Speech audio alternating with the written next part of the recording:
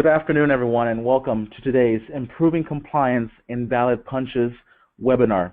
Now, today's topic, obviously, is invalid punches, and we'll be focusing on how we can improve on our compliance scores as it relates to invalid punches. My name is Christian Contreras, and I will spend probably the next 30 to 45 minutes going through this process of invalid their punch. So when they put in their fingerprint and their ID, they're going to be prompted for a punch in or punch out option. They can also go in there and record a work order if need be. But bottom line, it's a physical device that's actually at a job site. And then the last two options that are shown on the screen, last option shows two different pictures, shows a laptop as well as just a standard PC on the top right hand corner. In either case, those are options for WebPunch. And WebPunch is just an online application in which you go to an internet address, you go in there and log in with your username and password, and basically clock in and clock out. It's just a web version of the Mobile Punch for all technical matters, but it's actually, like I said, on a computer over the internet. So these are just the basic time collection methods that are available to all of our employees now. And as I mentioned earlier, these are the acceptable punch in and out methods that we are using across North America. So what is an invalid punch? I've used that term quite a bit. Well, an invalid punch is best described as an employee attempt to punch in and out that requires additional supervisor or manager approval in Blueforce. And as I mentioned earlier, is when you go to the Blueforce time card for that employee, you're going to see a little note next to the time card that's going to say approval pending. Now, this has nothing to do with the approver role that we have in Blueforce. This is strictly approvals from the standpoint that the supervisor or manager needs to validate that the employee did indeed punch in, but more so find out why they're having an issue and correct that issue so we don't have to fix invalid punches consistently. And I think that is the number one issue here, because the metric score that we look at looks at these invalid punches. If we are going every day, the employee goes to the time clock and has an invalid punch, and we're simply going through the motion and just approving that punch every day, your compliance metrics are still going to show that you had an invalid punch, regardless if you fix it or not after the fact. The point is that the employee still had an invalid punch. So we need to get that corrected on the front end and keep it as a permanent fix. Now we'll discuss some of the ways of doing that here momentarily. These approvals, as I refer to, are simply time wasters. It takes a few seconds to go in there, open up the time card, mark the time card as mark it as approval needed, and be done with the process. So it takes a few seconds, and it adds up if you have multiple employees having invalid punches. So it leads to extra time needed to conduct your daily time reviews. And I cannot stress enough. We'll have other webinars where I'll go through this a little more detail, but your daily time reviews help you tremendously because it actually allows you to fix the open punches, allows you to fix any issues to any punches, or you realize what those invalid punches are as well. But daily time reviews are required and needed by everybody to be done. And like I said, in the other upcoming webinars over the next couple of weeks, I'll go into that more specifically, a little bit more detail. And then lastly, as an example, the invalid punch can be recorded on a time clock when an employee has issues with their fingerprints, or on FONEN when an employee calls in from an unregistered phone number, or via mobile punch when they are punching in outside of an acceptable range, as I mentioned earlier, or even on WebPunch if we set up we enable the setting for an authorized IP address. So an employee is actually logging into a computer, maybe from home or from another computer at the office that they shouldn't be using, it'll note it as an invalid punch for WebPunch only. So those are the 4 different time collection methods and 4 examples there of invalid punches. Now, in all the case, I stress that invalid punches are bad because not only are they going to count against you from a metric from the ePay compliance standpoint, but it's also very discouraging for an employee. So for the Walter, and I'm going to explain this a little bit more detail momentarily, but from a Walter standpoint, the time clocks, the Walter being short for wall terminal, these time clocks are set up to allow you to go to the clock, put your fingerprint, get your fingerprint captured, put in your employee ID, and if it doesn't read your fingerprint, it allows you to go in there, try it again. And if it doesn't work that time, then it's going to say, you know what, I give up. It's your third strike. I'm going to go ahead and let you punch in, but I'm going to let the supervisor know that you had an issue. Well, from an employee perspective, that's a lot of, fails, a lot of errors that they're experiencing, and it becomes very discouraging for the employee. So from that standpoint, we want to make sure that we make this an easy tool for them to use. We don't want punching in and punching out to be a whole chore for the employee, because we all know that the employee's going to give up and more likely will say, you know what, I'm not going to clock in today because I know I'm going to have a problem. We do not want that. We want them to have a positive experience at the clocks, with the phones, with the mobile app, etc. So bottom line, we want to clear out all of our invalid punches. So invalid punches will appear as approval pendings anytime you go into the Blueforce time card. So Walter punches, as you'll see on the first example here, the Walter punches are going to be denoted as black backgrounds with yellow text. Those are, for, once again, Walter punches. And you'll see on the left-hand side where you see the approval pendings to that punch. Now, your FONEN punches are a little different. The FONEN punches actually show approval pending on the left-hand side. But when you actually go to the right side to see the actual time punches, the time punches are actually with a black background as well. You'll see the common theme there, the black background. But the text is also, in this case, is green. So that lets you know that, just from a quick glance, that those are FONEN issues versus Walter issues, or Walter time clock issues.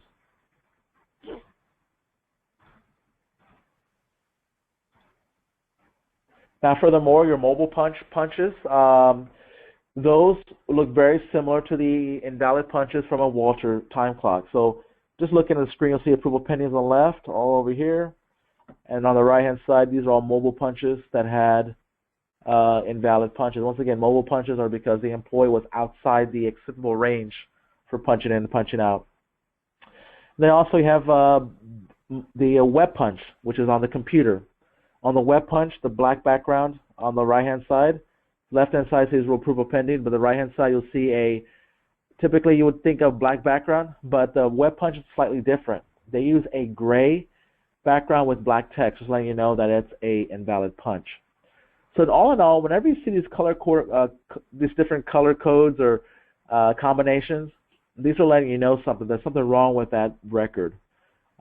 There is a legend on the time card screen that will actually give you more detail about these, the different colors and whatnot. I don't have this picture in my presentation here today, but they are available when you go to the time card. At the top of the time card, right above the grid, you have a little link that says just basically is a time card legend. You click on that, and it'll actually give you a little breakout of all the different colors, should you ever want to know what these colors mean.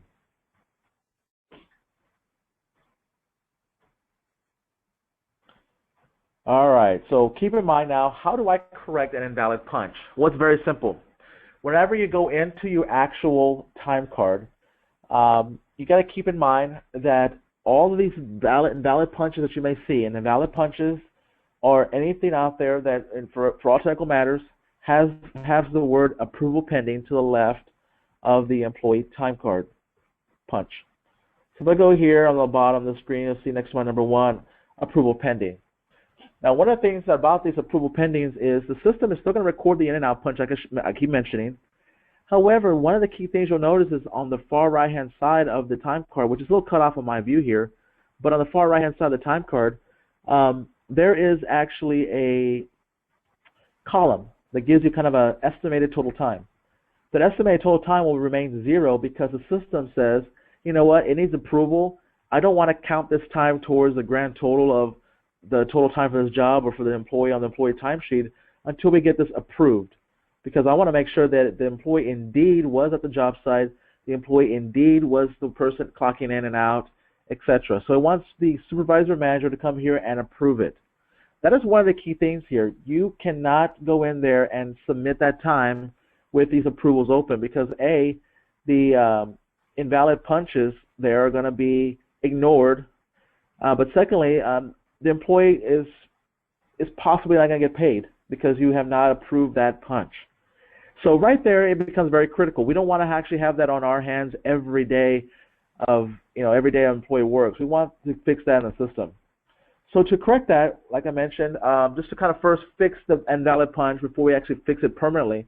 To fix the invalid punch, we're just going to go in here and select that time card line. So where the number 1 is here, we're going to actually check the little check box. Then once we have it checked, we're going to go to the very top of the grid and click on Approve Selected Time Cards. Now when we click on Approve Selected Time Cards, what that does for us, the system is going to say, all right, this punch is on the screen. The supervisor has noted that they want to approve it. What it'll take you to is the next screen, in which now the screen is going to show you a quick question. It's going to ask you, are you sure you want to approve all selected time cards? Now this is an opportunity where you say, okay, and the time card gets approved. Now if you say cancel here, the time card remains approval pending. So those are your options, either say okay or leave it alone. Now if you leave it alone, I already kind of mentioned what happens. That's a bad thing. We need to approve it. So if you say okay here, the system's going to go ahead and tag your name, whoever is logged into this computer at this point, whoever is the editor, submitter, or approver logged into the computer, it's going to tag them to the audit trail, letting them know that you were the one that approved this punch. Now all this is, once again, it's going to change your status from approval pending to timesheet is open, which basically means the timesheet is good to go. It's a good timesheet. You have an in, hopefully a matching out punch with it as well, and it's in a good state. So timesheet is open is what we want to see at this particular time. Now going back to that audit trail, if we start noticing it's the same supervisor going through and approving on a day in and day out basis without actually fixing and rectifying this issue, it doesn't look good. So from that perspective, I'm going to show you some ways here momentarily how to correct that invalid punch and make that a permanent fix. So we want to do that whenever we see any invalid punches in the system. So continuing with the discussion how to correct it, obviously approved punches will appear in orange background to signify that the record status has been modified. What that basically means is this example in the middle of the screen here. If both of these punches had black backgrounds initially because they needed approvals, had an approval pending status to these punches, once you go in there and approve those punches, the system will automatically change the color of the background to orange. And orange only signifies that something on the record has been modified. Doesn't mean you've modified the times. It just means that part of the audit trail in the background, something has been modified. So that's why it changes to orange, and that's perfectly normal. Now note that if you're correcting an invalid punch, it still records negatively on the compliance scoring. So to that, an invalid punch is an invalid punch. If the employee has an issue, doesn't do something correctly, calls in from the wrong phone number, has an issue with a fingerprint, that is still considered an invalid punch and will be noted accordingly on the compliance metric. All you can do is fix it in the system so it's no longer invalid. However, the database, the background knows that it was still an invalid punch coming into the system. So as I've been kind of harping here for the last several minutes, approving punches is not an acceptable daily routine. And please, please, please do not get caught up in this daily rut of going in there and just approving daily and saying it's done. Because in reality, it's not fixed. It's an ongoing issue that needs to be fixed. So before we go any further and show you how to fix these issues permanently so they do not occur over and over and over again, I'm going to go through and kind of share with you what are the top 10 ISS areas with the best compliance score as it relates just to invalid punches. We're not going to take into consideration any of the other metrics. We're only talking about invalid punches. So the top 10 right now are as follows. You've got them shown on screen. I won't read them all, but you can read them on the screen. These are the top 10 areas, company numbers on the left-hand side, as it relates to invalid punches. Now our goal ultimately would be to have an overall total score for our compliance at a 3.5 or higher. Now the way the scoring is here, just so you understand, is the best you can do is a 4.0. So we have one location that's perfect, a couple that are near perfect. But the high scores you can get is a 4.0. So kind of take you back to your high school and college days where you fought hard to get that 4.0 GPA. That's what we're trying to do here. 4.0 is perfect. the metric or the guideline that we want everyone to be at going forward is at a 3.5 overall total score. Now, the 5 different metrics, like I said, we'll be talking one of those metrics for each week. This week's metric is Invalid Punch. Next week is manual punch versus the following week would be time change, etc. We'll be talking about different metrics.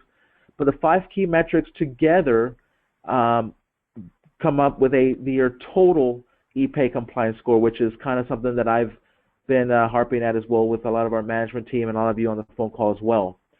But this metric score here is just for invalid punches, so don't panic if you don't see yourself in the top 10, but you are on the overall score as a top 10. That's also very good. Now, not to take away from anybody else that's not listed on here, we have of 290 ISS districts across the U.S. and Canada, of which 103 of those districts have a perfect 4.0 score when it comes to the topic of invalid punches. So that's phenomenal. Now, of that, 40 of those 40 additional districts have a score between a 3.5 and 3.99, which is tremendous. We're nearly at 50% compliant, meaning that we're above a 3.5 score. But regardless of how high you are, if you're not at that 4.0, keep in mind that you can always improve. Your invalid punch is just one of the portions that helps with your overall compliance score.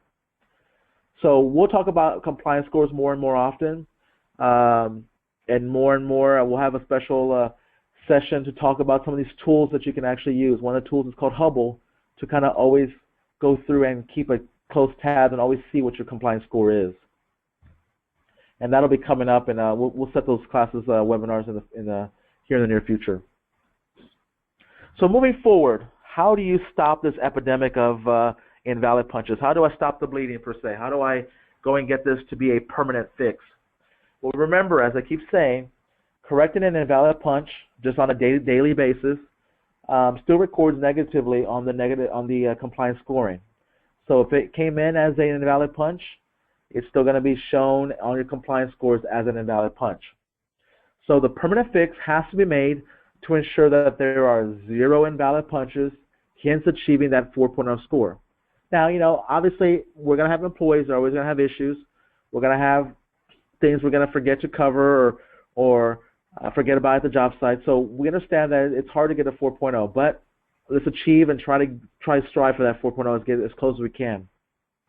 Now, all editors, all submitters, and all approvers on this phone call or just watching this webinar have access to and the necessary tools to make these changes or permanent fixes. So everything I go through, unless I've noted otherwise, you have access right now to go in there and make these changes yourself. So one of the things I stress that is because we would like you to keep up on that. We like you to make sure you have the up-to-date phone numbers for phone-in users. We like for you to be able to go in there and make whatever it is. Make sure the employees have access to certain jobs that they need to as well. And you have access to all this in Blueforce now. And we're going to talk about this as we go through over the next couple of weeks, but I'll point out a few of these pieces today in our discussion with invalid punches. So let's first talk about Walter clocks. How can you do?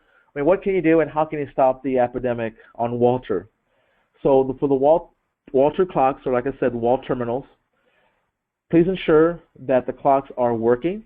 And it's funny, but make sure they're plugged in. Make sure they're connected to the internet. Make sure they are operational. Make sure that the glass reader is clean and dry. A glass reader being dirty, a glass reader being in a dark area could affect the employee's ability to punch in and punch out. Make sure the clocks are accessible, and not that they're not just accessible behind a open door. Make sure that the office obviously isn't locked so they can't get in there or broom closet, wherever it may be. Make sure it's open so the employee can get in there, clock in and clock out. But also make sure that the clock, wherever it is on the wall, is accessible to the employee. Make sure they can walk up to it. Make sure they're comfortable where they can go in there and put their finger and type in their employee ID.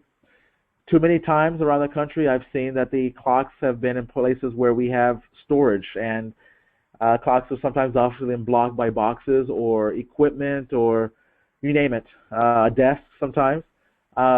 make sure the employee can get to the clock easily, make sure they're comfortable where they put their fingerprint, make sure it's straight, the fingerprint is straight on the reader. Any of these issues could cause them to get a bad read on the fingerprint, causing an invalid punch. Supervisor lead is properly trained and present at the punch in and out whenever possible.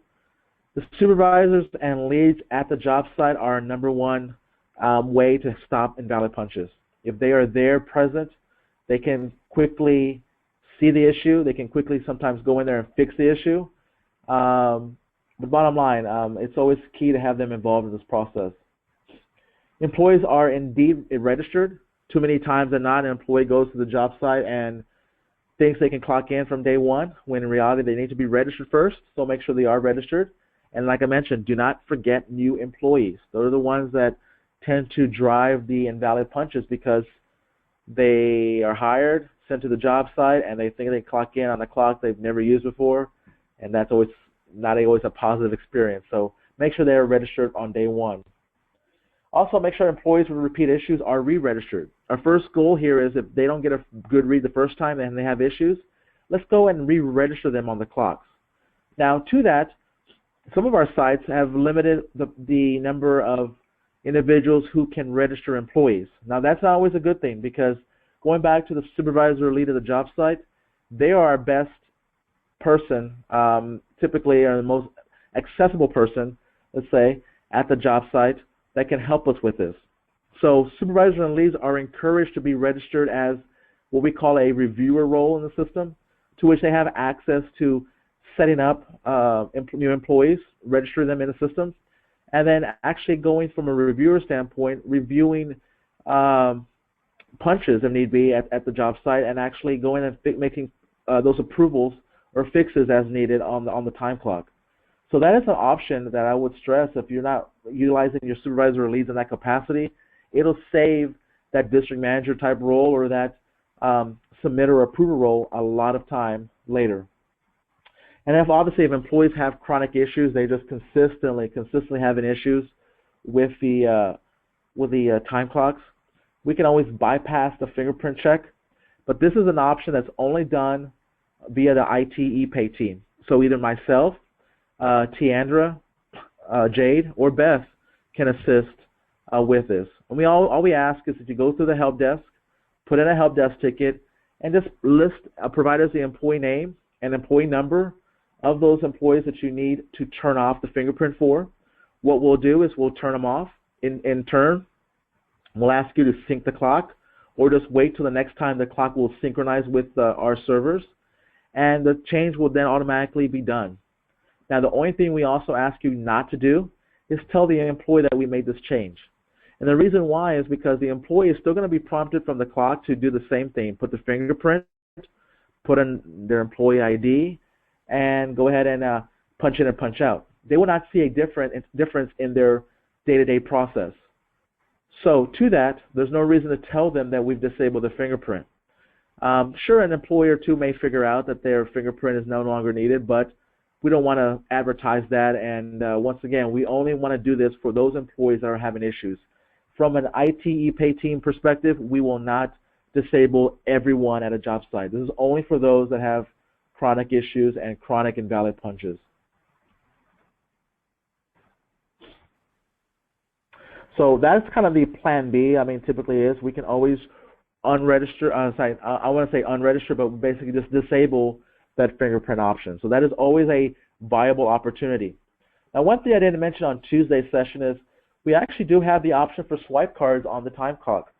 So if some of our sites do require a magnetic badge now, or every employee also has a pay card that we can register on the clock should we need to. But bottom line, any swipe card that we can provide to an employee, we can register that on the clock to that employee, and they will actually use that swipe card with an employee ID in lieu of that fingerprint to actually clock in and clock out. So that's an option as well, just to throw it out there for anyone interested. But if you have any interest or need any additional assistance with any of the setup, just please go through the help desk, put a help desk ticket in for us, and either myself, Tiandra, Jade, or Beth will get back to you as soon as we can. Now moving forward with FONEN. Now FONEN is like one of our highly used systems. And to just kind of reiterate, FONEN is our call-in system. That's where the employee can call a toll-free number and basically punch in and punch out. Now for FONEN users, it's a very quick and easy way to fix invalid punches. An invalid punch for FONEN basically is an employee's phone number or the number they're calling in from is not linked or registered on the particular job. So to fix that, we're going to obviously want all phone numbers that are going to be used at the job site to be set up on the Blueforce record, a job record in Blueforce. So to that, there is no limit to how many phone numbers we can set up. If you have 1, great. If you have 10, even better. If you have 100, that's the best. So we can cover any number of combination of phone numbers as needed from the job site. There also is a function to mask a number. So if, let's say the area code is 713, which happens to be in Houston, so these are examples from a Houston job. 713-412-01-0, and the last digit can be 01, 02, 03, 04, 05, etc. What we could actually do is put an asterisk in that place of that last digit, and it'll serve as a mask, meaning that any of those combinations, so basically it allows me 10 different phone number combinations, would all be valid. So instead of typing out 10 different numbers, we'll just type in one number with that mask digit at the very end. So that's also an option. I don't have an example here on the screen. I apologize for that, but that is also an option. But bottom line, it's a one-to-one relationship between the phone number and the job. So I have one dedicated phone number to one specific job number. If you have that phone number is shared, which I'll explain on the next slide here, but if you're sharing that number amongst multiple jobs, the employee would always be prompted for a job number. Now the key thing to keep in mind here is FONEN likes the numbers to be registered because it saves one less prompt, it's one less entry that the employee has to do. If the number, this employee in this example calls in from that 713-412-0130 number, the system automatically knows that it belongs to job A. So when an employee goes and calls in from this phone number, his or her punch is automatically going to go to job A. The system will never prompt them for a job number. Whereas if the system is using the same phone number for multiple jobs, or if the system doesn't have a job number associated to it, the system in turn is going to ask the employee to enter his or her job number, which could cause for some error. Obviously, you can see how we see it all the time. Employees like to transpose numbers. They only put a partial part of the number in, and causes total havoc. So to that, it's also an invalid punch because they're not calling from a registered phone number. So we want a registered phone number listed here on the job record, and this is done from the FONEN job from the job record, but it's on the FONEN and time clock setup tab. Now, if you're going to go in there and put numbers yourself, make sure you separate them with commas. And as I mentioned earlier, if employees are working multiple FONEN sites and using cell phones or possibly the same dedicated phone number for all those job numbers, we're going to remove the IVR phone number validation from the job by unchecking Enable Caller ID Matching option. Now, this is an option that you'd want the IT team to assist you with. We're going to go in there and uncheck that for just those scenarios where you have a shared number over multiple sites. What that just does, it just turns off the validation where the system is not necessarily validating that phone number against a registered number. All it's doing now is allowing you to punch in to a particular job site. And the big thing right now is FONEN. Most of our FONEN users that are on cell phones have been issued their new company-issued, company-assigned Samsung J3 phones. These phones, we have thousands of them across the country now. And they're replacing those FONEN phones if you had those rugged phones before. So now these J3 phones that I'm talking about have the mobile app automatically installed on them. So that is now becoming a more reliable and more cost-effective mode of punching in and punching out. So it's stressed that if you have not seen or heard much about that mobile app, that you start inquiring a little bit about that, because there will be a big push here over the next couple months to move people from FONEN over to Mobile Punch where possible. And I've had a couple of webinars the last couple of Wednesdays. So we have some recordings out on the YouTube site that I will share with all of you. The links to those YouTube sites on Monday's ePay update, along with information for next week's webinars. But with that, that's a good place to see any of our webinars, any of the training sessions we've done. You can always go back and watch them out there, including this one. Hey, like I mentioned, FONEN, the key thing about that, registering that phone number automatically defaults the employee's job number, saving the employee time and impossible error. All right, Mobile Punch. Mobile Punch is a pretty quick and easy app to use. Mobile Punch basically is a mobile app. As I mentioned, it's already installed on those Samsung phones, the ISS phones. But when you actually go and use Mobile Punch, we have to make sure that the job site address is correct in Blueforce. Now, everyone on this phone call has access to the job record to see what that address is. If the address is incorrect for any reason, we have to make sure it gets corrected in JDE first, because JDE is the system of record, and then JDE sends that information over to Blueforce. So if it's incorrect, the employee's punches obviously the employee's punches run the risk of being outside the acceptable range and also incorrect, causing an invalid punch. So one of the things we can also do is we can increase the acceptable punch radius. Now, by default, our punch radius is 0.2 miles, which for all technical purposes, it's no more than two city blocks. So picture two city blocks for kind of a good range of a distance. Now, it's going from whatever the address is on that particular job site out to 0.2 miles. Now, if we need to, we can always increase it. This is something that you'd get the ePay team as well to go through and set up for you, but we can increase it up to 2 miles if need be. But I caution you not to go that far, because 2 miles is a long way away from a job site. So we can always increase that radius as needed, but that radius is always set up at the job level. It's not by employee, it's by job. So every job, we can look at the job site address. We then look at the job settings, and then when the employee registers a punch, the system comes back and says, look, this employee is within this range, consider them at the job site, it's a good punch. But let's say a 0.2 radius job is being used, the employee punches in down the street at the convenience store, which is a half a mile down the road. The system is going to say, you know what, I'm going to accept the punch, but I'm going to also mark it in here as approval pending, because now I want the supervisor to be aware that there is an issue with the mobile punch and where the punch was recorded. Now, the supervisors or manager, which would be an editor, submitter, or approver in this case, will be able to go to the time card of that employee, go to the view details area, this little black arrow, and when you click on the little black arrow, there's an option that pops up that's called a view map. And when I click on view map, I have the ability to see where the job site was in a correlation to where the employee was punching in. So you can see that on the map, and it's all documented, part of the audit trail as well.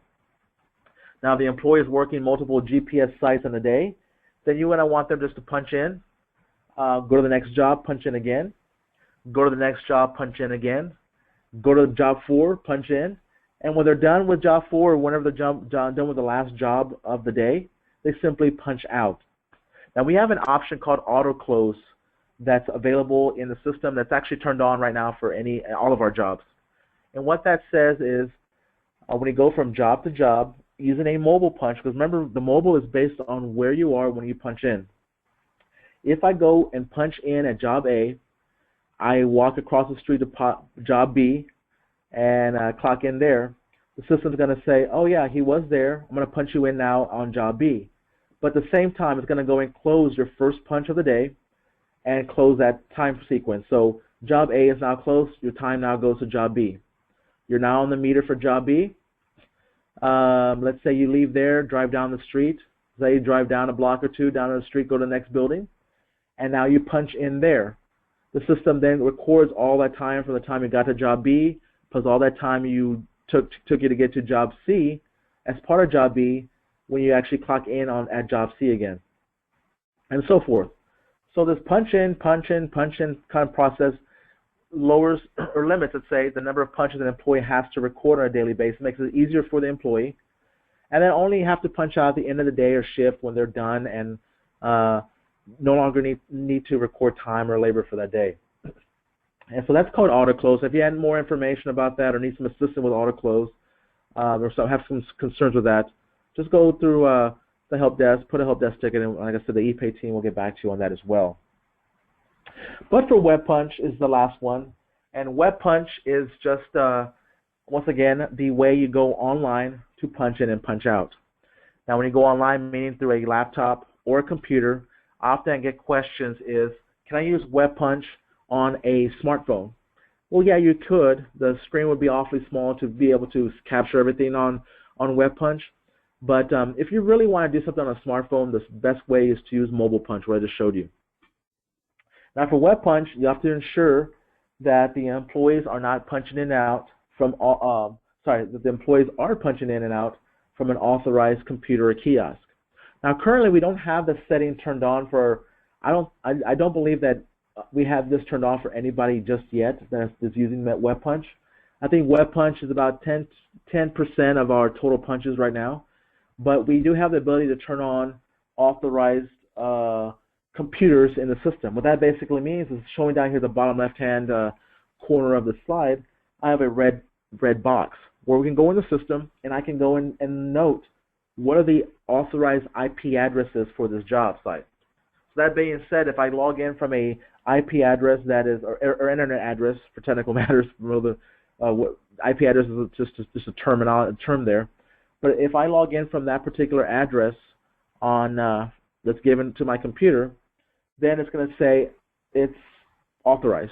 If I clock in from any other internet address, i.e. home, Starbucks, somewhere else down the street, the system will automatically note it as an invalid punch and will automatically let the supervisor know via that time card view with that approval pending option. But like I said, not too many of us are utilizing, if anybody is utilizing this functionality as of yet, but we do have the ability if we need to. So how do you also stop it? I mean, we've talked about the 4 different methods. The last way that we can think of you being able to stop or kind of assist with this epidemic is to use Hubble. Many of you on this phone call who are submitters and approvers now already have access to this tool called Hubble. And in Hubble, we have this ePay compliance dashboard that initially is where these scores are being driven from. Now, this ePay compliance dashboard is going to provide you a list of all the employees that have recorded an invalid punch in the last 5-week period. So what it does, this has a tool in there that not only is it going to give you the scores, but you can actually drill down and get the data behind those scores. So invalid punch, you could drill down, go to the invalid punch, actually punch tab that's in the compliance dashboard. And one of the tools there is to actually show you a list of all the frequent offenders, I guess, or those that have actually been the trouble children with invalid punches at your sites. From there, you can actually know how to take a course of action. Because the system will also tell you, or Hubble here will actually tell you, if that invalid punch was recorded via the Walter device, the Walter time clock, if it came off of a phone-in, or it came off of a mobile punch. That way you can address it, that way you can correctly fix it, and not have to worry about invalid punches anymore. So this is the best tool to provide you that quick checklist that you can go in there and see where those issues are as it relates to invalid punch. Now, if you need any assistance, the ePay team that I mentioned, either myself, Tiandra, Jade, or Beth, we've all are kind of your assigned point of contacts for your offices throughout the country. But one of us can actually provide additional assistance with this should we need to assist you with how to get into Hubble or how to maybe run that report that I'm referring to in Hubble. But we can get this information for you one way or the other. So ongoing, the question always becomes is how do I continue to get ePay support? Now, we've talked about it today a little bit. But the first option, and I just want to clear out for everybody on the phone call, the first option, whenever you need any ePay support or assistance, your first and best option is to contact ISS IT support. Emphasize ISS, meaning you're contacting our team here in San Antonio, Texas. The best way to do that is via the help desk ticket. There's a link available to you. When you click on that link, you'll be prompted to a little entry screen where you put in a little bit of information of what the issue is. The more detail, the better, because it helps us turn around that ticket pretty quickly. If you do not have access to that link or do not want to type the information in, we'll be happy to create that help desk ticket for you.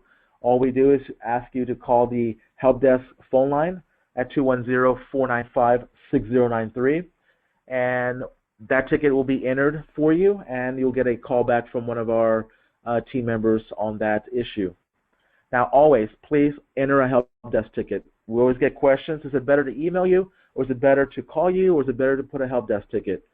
As you can imagine, we get inundated with requests all day, not only for ePay, but we're also, the ePay team's involved in a couple other projects throughout the country as well, and throughout our office here in corporate. So we established this quote-unquote policy just to assure that the end user requests don't get overlooked in someone's email, often mine, or left unanswered in a voicemail box. So please use the help desk. I can't stress that enough. The second option would be to contact ePay support directly. However, we stress to you that only use this option as an after-hours piece. So it's after hours, after business hours, on the weekends, on holidays. ePay support is open 24/7, but we stress only use it during after hours or if it's directly related to Walter time clock issues only. You can contact them via email. They'll record that ticket for you in their system, and we'll give you a call back at their convenience. Or via phone number, you can call that phone number there. Select option 2 for the support line, and you can talk to someone to get some support. So that's kind of the 2 ways to get ePay support. So bottom line, I hope that today's webinar has helped you a little bit with the invalid punches.